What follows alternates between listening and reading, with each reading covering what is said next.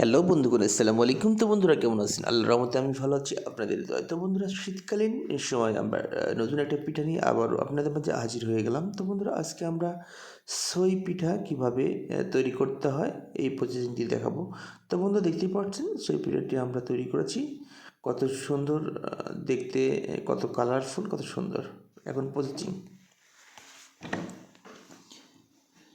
আমরা সর্বপ্রথম সুন্দরভাবে আমরা আটাটি সুন্দরভাবে চেনে নেব। অবশ্যই আমরা আলো চাউলের গুঁড়ার আটা হতে হবে। তো বন্ধুরা আমরা গরম পানি দিয়ে সুন্দরভাবে আটাটি সুন্দরভাবে চেনে নেওয়ার পরে আমরা সুন্দরভাবে আটাটিকে চেনে নেওয়ার পর আমরা এইভাবে তৈরি করে নেব। দেখতে পাচ্ছেন আমরা অসংখ্য এইভাবে তৈরি করে নেব। লম্বা লম্বা করে আটা চিকন চিকন করে লম্বা লম্বা করে নিব এইভাবে। তারপর আমরা হাতের সাহায্যে সুন্দরভাবে আমরা এক এক করে কেটে নেব।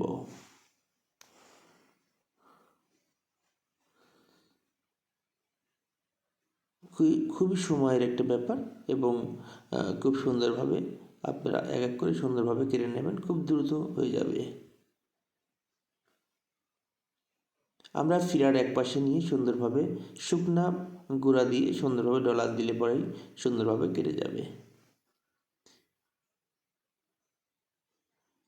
আমরা দেখেছি একসময় আমার মা খালারা সুন্দরভাবে এবার পিঠাটি তৈরি করতো, খুবই স্পিডের সঙ্গে হাতটি নাড়ে কেটত।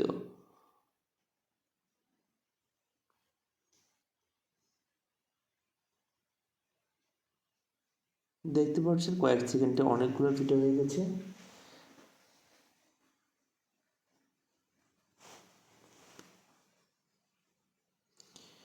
খুবই সহজ উপায়ে এই পিঠাটি তৈরি করা যায় এবং খুব সুন্দরভাবে দুধ এবং দেশি পাটালি দিয়ে যদি গুড় দিয়ে যদি তৈরি করা যায়, খেতে আসলেই সুস্বাদু লাগে। তারপরেও শীতের সকালে যদি আপনি এটা খান, আসলেই মনটা ভরে যাবে। তো বন্ধুরা দেখতে পাচ্ছেন আটাটি কিন্তু সুন্দরভাবে আমরা যত মাখিয়ে নেবেন ততই এই পিঠাটি তৈরি করে মজা পাবেন। মাখিয়ে নিয়ে সুন্দরভাবে আমরা আবারও লম্বালম্বি করে আমরা করে নেব আটাটি। চিকন চিকন করে নেব, চিকন চিকন করে নিয়ে আমরা গুঁড়া লাগিয়ে রাখবো, কোনোভাবেই যাতে আটার সাথে না লাগে।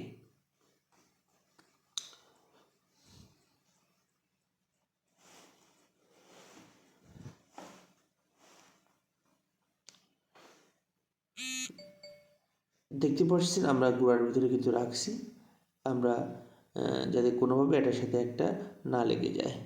আমরা সুন্দরভাবে নখ দিয়ে বা হাত দিয়ে যেভাবে বলেন ডলন দিয়ে দেখতে পাচ্ছেন কেটে ফেলবো।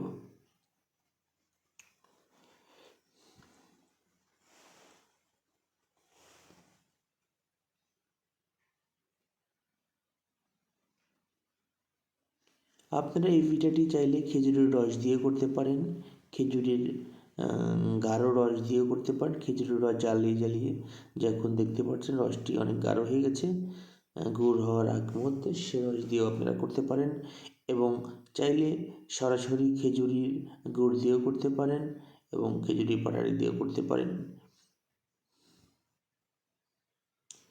আপনারা যেভাবেই করবেন শীতে এই পিঠাটি খেতে অত্যন্ত সুস্বাদু, অত্যন্ত ভালো।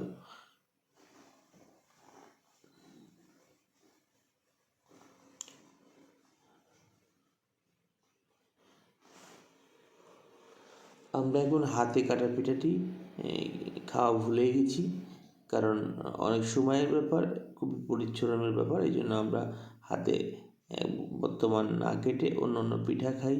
এই পিঠাগুলো আমরা খাই না।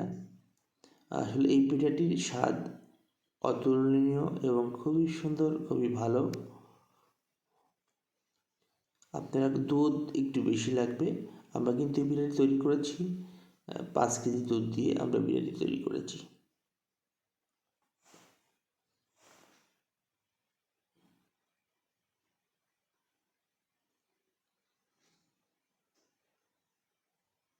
দেখতে পাচ্ছেন অনেকগুলো পিঠা তৈরি করেছি, খুব অল্প সময়ে অনেকগুলো পিঠা হয়ে গেছে। এই পিঠাগুলো দেখতে পাচ্ছেন একটার সঙ্গে একটা কোনোভাবেই লাগছে না এবং আমরা গুঁড়া দিয়ে মাখিয়ে রাখছি, শুকনো গুঁড়া দিয়ে, যাতে কোনোভাবে একটার সাথে একটা না লাগে।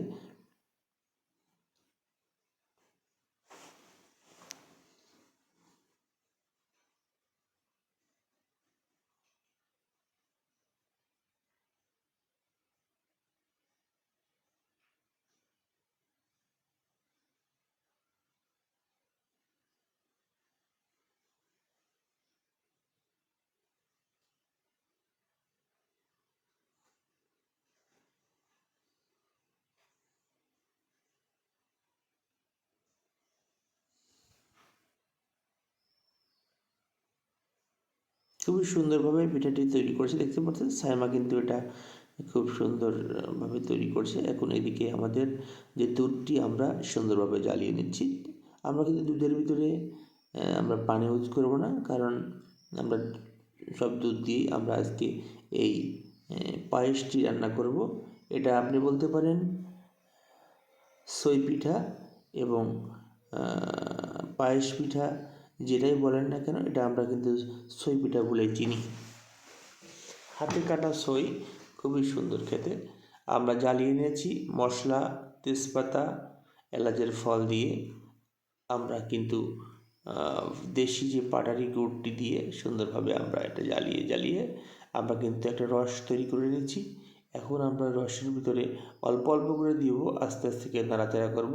নাড়াচাড়া করে কয়েক মিনিট রেখেই কিন্তু আমরা নামিয়ে ফেলব, কারণ বেশি সময় রাখা যাবে না, অল্প সময় একটু সিদ্ধ হয়ে গেলে আমরা নামিয়ে ফেলব।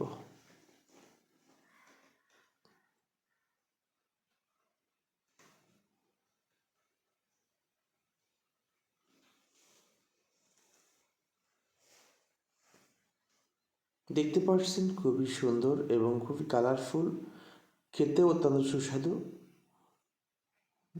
আমরা কিন্তু সই পিঠা দিয়েছি, তার সঙ্গে টুকটাক অল্প অল্প গুঁড়াও ভিতরে গেছে, এই জন্য আমাদের কিন্তু অনেক গাঢ় দেখা যাচ্ছে, দেখতে পাচ্ছেন। আমরা যদি একটু গুঁড়া যদি ব্যবহার না করতাম তাহলে এত গাঢ় লাগতো না।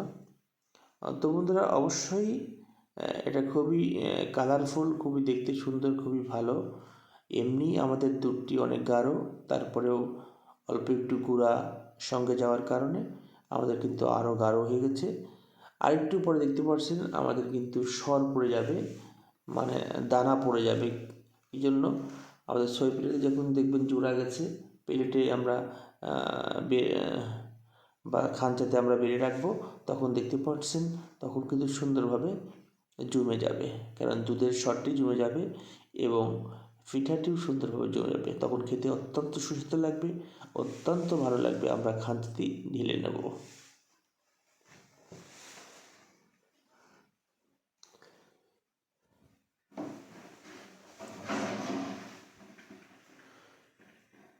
খুবই কালারফুল। তো বন্ধুরা, আমাদের ভিডিওটি কেমন লাগলো অবশ্যই লাইক, শেয়ার, কমেন্ট করতে ভুলবেন না এবং আমাদের ভিডিওটির সাথে থাকবেন।